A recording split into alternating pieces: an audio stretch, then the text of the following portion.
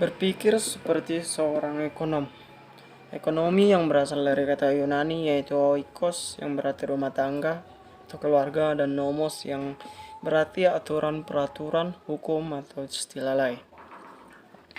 Setiap bidang studi memiliki terminologinya sendiri. Seperti matematika, kita akan diajari mengenai integral, aksioma, dan ruang vektor.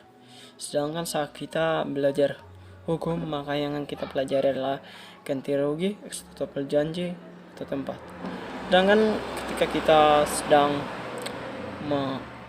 belajar psikologi, maka kita akan belajar mengenai ego, disonansi, dan kognitif.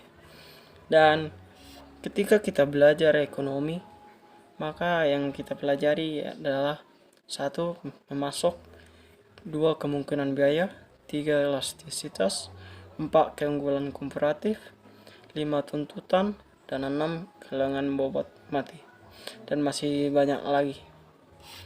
Ekonomi melatih Anda untuk pikirkan dalam hal alternatif, mengevaluasi biaya pilihan individu dan sosial, periksa dan pahami bagaimana peristiwa dan masalah tertentu terkait.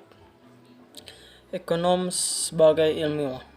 Cara berpikir ekonomi melibatkan berpikir secara analitis dan secara objektif, memanfaatkan metode ilmiah. Metode ilmiah menggunakan model Asbrak untuk membantu menjelaskan bagaimana dunia nyata yang kompleks beroperasi. 2. Mengembangkan teori, mengumpulkan dan menganalisis data untuk membuktikan teori. Peran asumsi. Ekonomis membuat asumsi agar dunia lebih mudah dipahami. 2. Seni dalam berpikir ilmiah dalam memutuskan asumsi yang akan dibuat. 3. Ekonomis menggunakan asumsi yang berbeda untuk menjawab pertanyaan yang berbeda. Cara berpikir ekonomi. Ketiga adalah termasuk mengembangkan model Asbrak dan teori dan analisis model. Dan keempat, menggunakan 2 pendekatan. Yang satu adalah pendekatan deskriptif atau melaporkan fakta, dan kedua adalah analisis atau alasan Asbrak. Model ekonomi.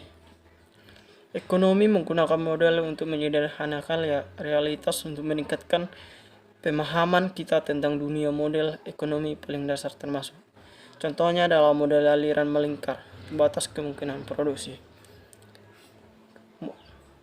Model aliran sirkular adalah cara sederhana untuk menunjukkan secara visual transaksi ekonomi yang terjadi antara rumah tangga dan perusahaan dalam ekonomi. Sebagai contoh ada di sini. Kita akan menunjukkan sebuah gambar. Dalam circular flow model ada 2 pelaku kegiatan ekonomi. Yang pertama rumah tangga dan perusahaan. Rumah tangga memiliki faktor-faktor produksi, yaitu yang pertama tenaga kerja, kedua tanah dan modal. Tenaga kerja modal masuk ke faktor produksi, kemudian menjadi input produksi yang dibutuhkan perusahaan. Jadi, untuk melakukan produksi, perusahaan membutuhkan tenaga kerja dan modal. Tanpa tenaga dan modal, maka tidak ada produksi yang dilakukan. Kita lihat garis merah. Kemudian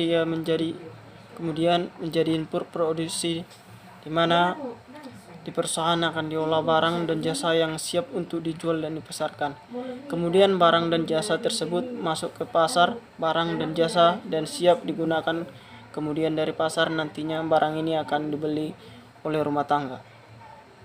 Ketika rumah tangga membeli barang, maka nantinya ini akan masuk ke pasar dan sebagian akan masuk menjadi pendapatan perusahaan, dan sebagiannya lagi akan menjadi revenue, dan pendapatan perusahaan akan diinvestasikan kembali untuk kegiatan usaha. Sebagian akan menuju rumah tangga dalam bentuk upah, sewa, dan keuntungan. Tenaga kerja mendapatkan upah dan tanah mendapatkan sewa, dan modal mendapatkan profit. Garis merah menunjukkan barang dan jasa, sedangkan yang biru menunjukkan aliran uang. Diagram alir melingkar. Perusahaan memproduksi dan menjual barang dan jasa. Menyewa dan menggunakan faktor produksi. Membeli dan mengonsumsi barang dan jasa. Memiliki dan menjual faktor produksi. Pasar barang dan jasa. Perusahaan menjual, rumah tangga membeli.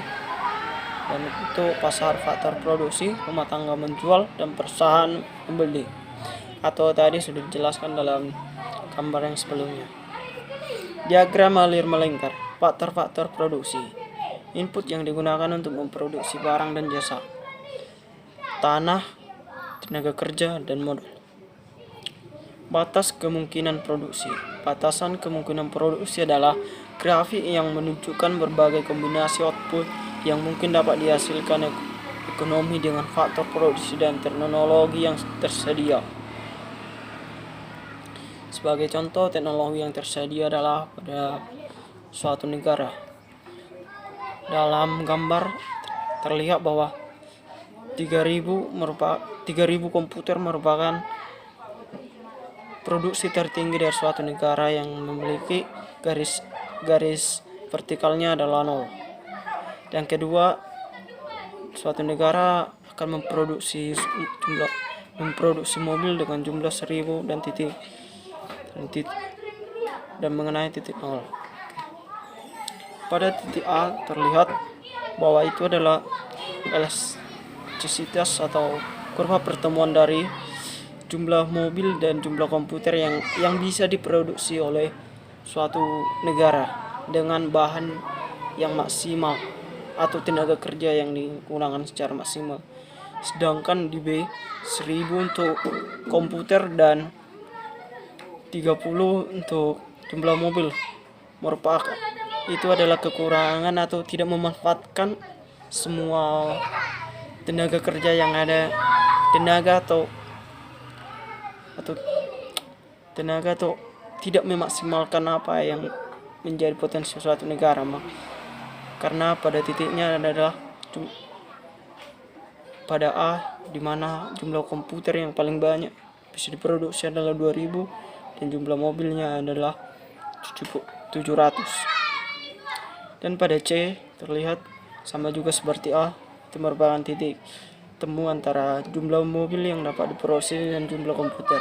Sedangkan pada titik D lihat adalah melampaui batas dari sebuah garis. Ini membuktikan bahwa ini terjadi karena kemungkinan suatu negara meminjam atau berutang kepada negara lain atau menggunakan tenaga dari negara lain untuk memproduksi suatu komputer maupun suatu mobil.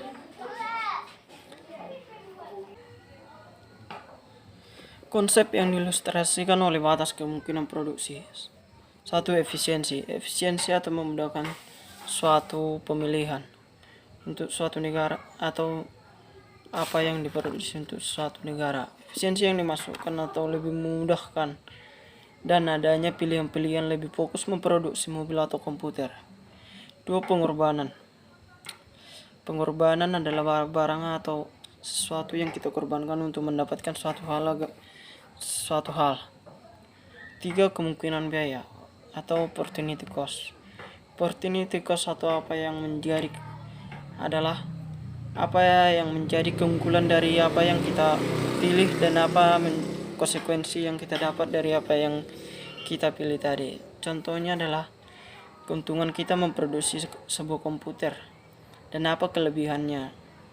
Dan dibaliknya pasti kita akan mendapatkan kerugian karena kita tidak memproduksi sebuah mobil. 4. Pertumbuhan ekonomi. Dalam gambar akan ditunjukkan sebuah konsep dari produksi kemungkinan perbatasan. Jika garis berwarna biru menjadi warna merah, itu membuktikan bahwa suatu negara bisa memiliki sumber daya yang lebih dari yang sebelumnya, sehingga suatu negara mampu memproduksi lebih dari apa yang menjadi target maksimal dari suatu negara. Ini menunjukkan pertumbuhan ekonomi pada suatu negara itu sangat baik atau melebihi atau semakin meningkatkan standar hidup masyarakat. Ekonomi mikro dan ekonomi makro. Ekonomi mikro berfokus pada bagian-bagian individu dari ekonomi, bagaimana rumah tangga dan perusahaan membuat keputusan, dan bagaimana mereka berinteraksi di pasar tertentu. Ekonomi makro melihat perekonomian secara keseluruhan, bagaimana pasar secara keseluruhan berinteraksi di tingkat nasional.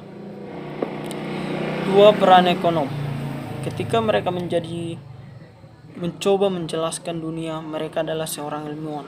Tapi ketika mereka mencoba untuk mengubah dunia, mereka adalah pembuat kebijaksanaan. Analisis positif versus normatif. Pernyataan positif adalah pernyataan yang menggambarkan dunia padanya. Pernyataan normatif adalah pernyataan tentang bagaimana dunia seharusnya.